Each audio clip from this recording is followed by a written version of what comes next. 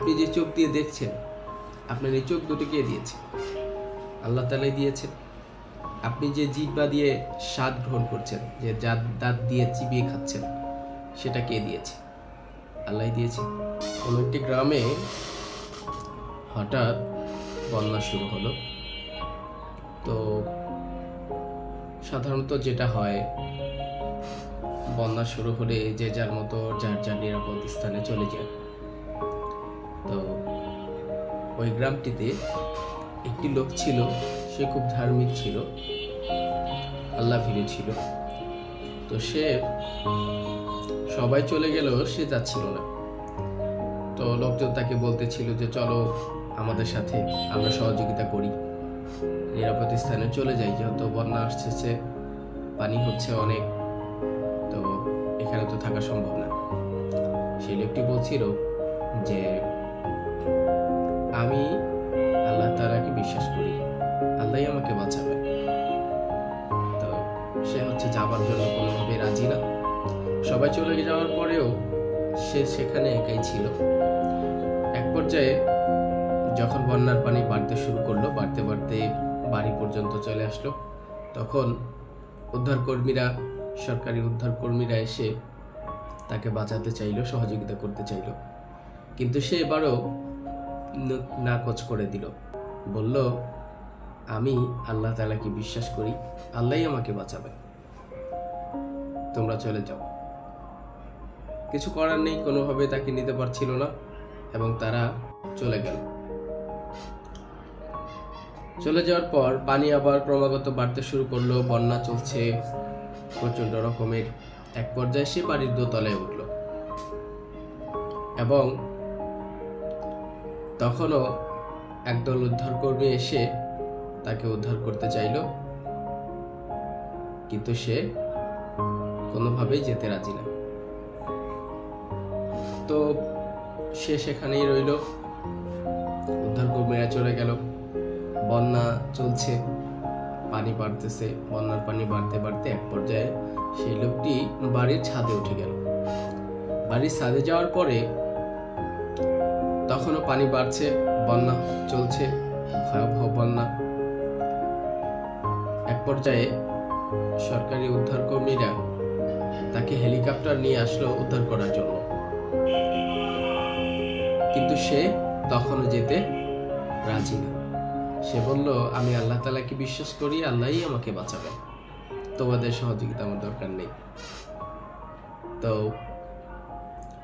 এক পর্যায়ে কিছুই করার নেই, সে চলে গেল, লোকগুলো চলে গেল, সে তার মতো ওইখানেই থেকে গেল।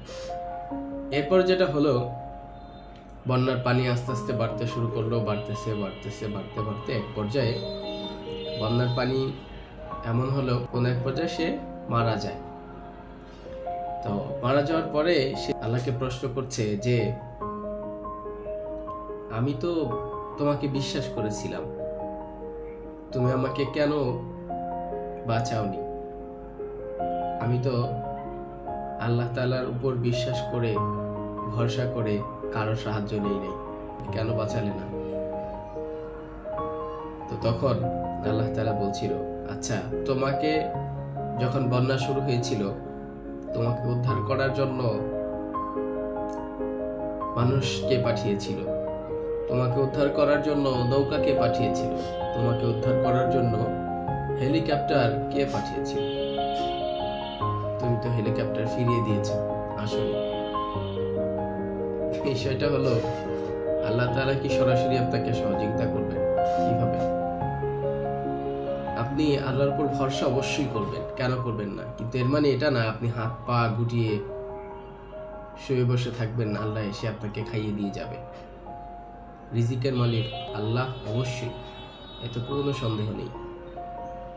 তবে আপনাকে সচেষ্ট হতে হবে, পরিশ্রমী হতে হবে।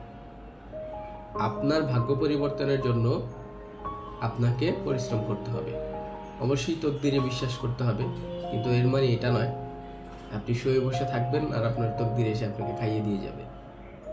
আপনাকে পরিশ্রম করতে হবে, কষ্ট করতে হবে, আহার সংগ্রহ করতে হবে, খাবার সুন্দর করে বানাতে হবে, তারপর হাত দিয়ে তুলে খেতে হবে, মুখ দিয়ে চিবিয়ে আপনি সুন্দর করে খাবেন, তখনই আপনি সুস্থ থাকবেন এবং খাওয়া হবে ফাইনালি।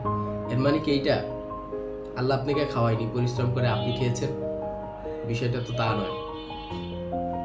আপনি যে হাত দিয়ে পরিশ্রম করেছেন সেই হাতটি কে দিয়েছে? নিশ্চয়ই আল্লাহ তাআলা দিয়েছেন।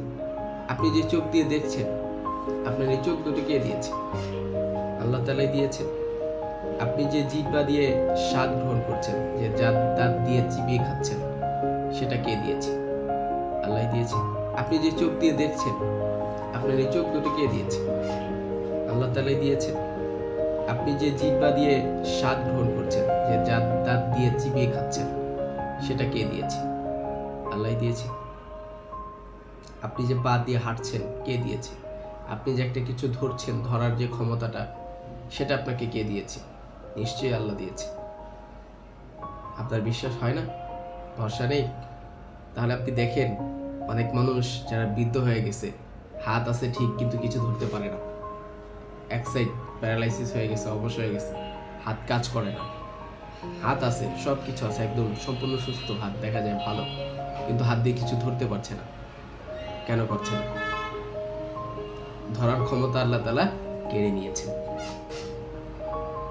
তাহলে আপনি হাত দিয়ে খাচ্ছেন, আপনি দাঁত দিয়ে চিবিয়ে খাচ্ছেন, জিহ্বা দিয়ে স্বাদ গ্রহণ করছেন, আপনার শরীর দিয়ে আপনি পরিশ্রম করে খাচ্ছেন। এর মানে কি আপনি খাচ্ছেন, আল্লাহ আপনাকে খাওয়াচ্ছে। বিষয়টা হচ্ছে এটা।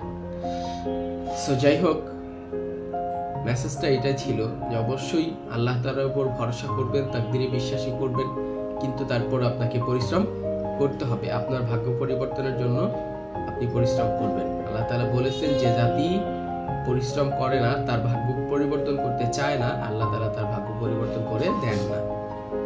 সো অবশ্যই আমাদেরকে পরিশ্রমী হতে হবে। এভরিবডি অনেক বেশি ভালোবাসা রইল। ভালো থাকবেন, সুস্থ থাকবেন। আসসালামু আলাইকুম।